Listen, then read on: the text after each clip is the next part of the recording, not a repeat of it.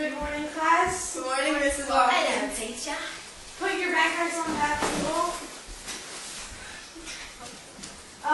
Today we are going to be talking about Puritan literature. We have a special guest. Her name is Elizabeth Smith. Welcome her, please.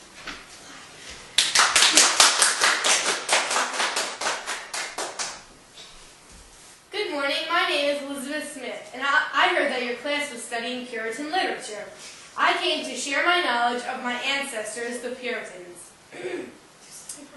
Would you like to know some interesting facts about the Puritans? Yes, we want to learn.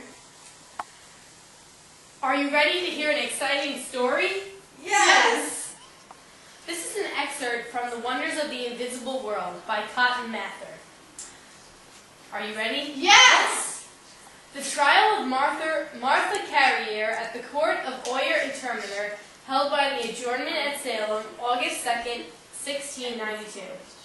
Martha Carrier was indicted for the bewitching of certain persons according to the form usual in such cases, pleading not guilty to her indictment. There were first brought in a considerable number of bewitched persons, who not only made the court sensible but a horrid witchcraft committed upon them, but also disposed that it was Martha Carrier or her shape that grievously tormented them by biting, pricking, pinching, and the choking of them. Hello. Miss Watkins went home. She told me to tell. All right. It was further disposed that while this Carrier was on her examination before the magistrates, the poor people were so tortured that everyone expected their death upon the very spot. But upon that, the binding of Carrier, they were eased.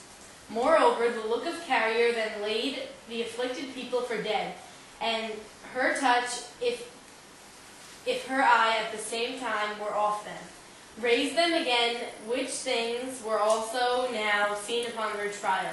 And it was testified upon the mention that having their necks twisted almost round by the shape of this Carrier, she replied, "It's no matter, though their necks have been twisted quite off." Questions or comments? Yes. Can you explain the message behind that excerpt? Yes, I can. It is the story of Martha Carrier, who was accused in the time of the Puritans of being a witch, really. And they put her on trial. She pled not guilty, but she was convicted anyway. Any questions? Yes? What is the background of Puritanism? The background of Puritanism is that William Bradford came up with a group of individuals from Europe and formed the Plymouth Plantation. In the fall of 1620, there were only 100 men, women, and children present. John Winthrop created the pure religious movement. The Puritans believed in the innate depravity of man. They also believed that people were predestined to an afterlife with God. Only the elect or chosen people were in a good relationship with God. The Puritans believed 5 things: that God was working in their daily lives, that they needed to search in their lives for symbols of God, that they were educated and taught their followers to be rational thinkers. They believed in effective business practices, but they also preached separation from worldly pleasures. They feared humanistic learning would draw people away from the church. They were right about this. The fundamental Puritan belief became complicated because it had to be determined by who belonged to the group of chosen people. Any other questions? What did the Puritans write? The Puritans wrote mainly 3 forms of literature: poetry, prose, and nonfiction. The poetry section expressed themes such as humankind's unworthiness before God, the meaninglessness of life in frontier setting. Among the most important poets were Anne Bradstreet and Michael Wing. Bradstreet expressed the insignificance of material things. Her later poetry reflects her personal and 2 other grandchildren. In the prose section, sermons and histories were the most popular. These focused on theological issues written by Edwards and Cotton Mather.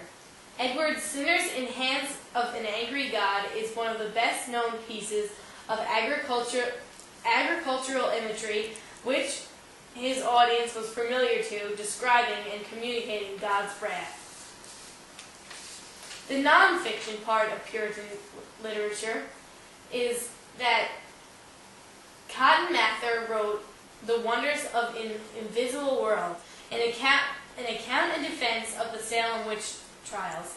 It was non-fiction because it was an account of things Mather saw as a judge presiding over the trials.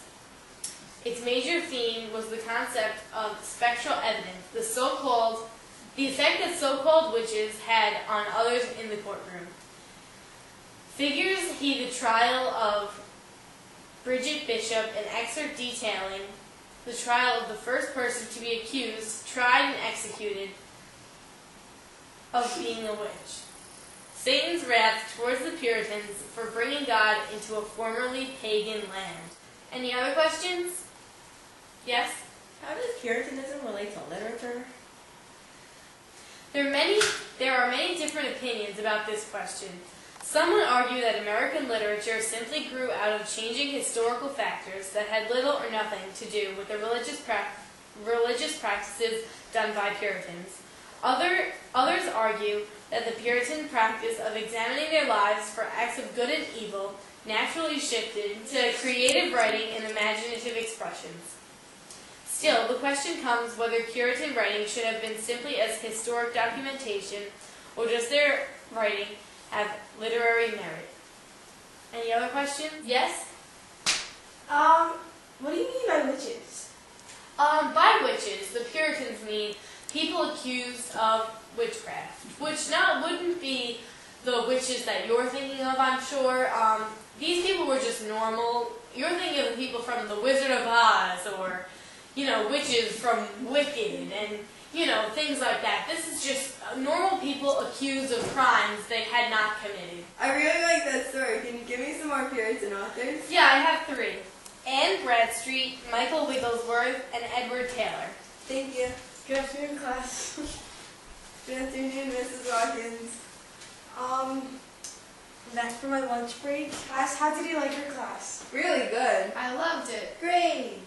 Okay, class. Well, we'd like to thank Mrs. Smith for all her valuable information on Puritan literature. Thank you. Well, Mrs. Smith has to go now. Bye, Mrs. Smith. Bye, Mrs. Smith. Bye. Thank you for listening to my knowledge of Puritan literature. Okay, well, you guys learned a lot today, and it's time to go home, so class dismissed.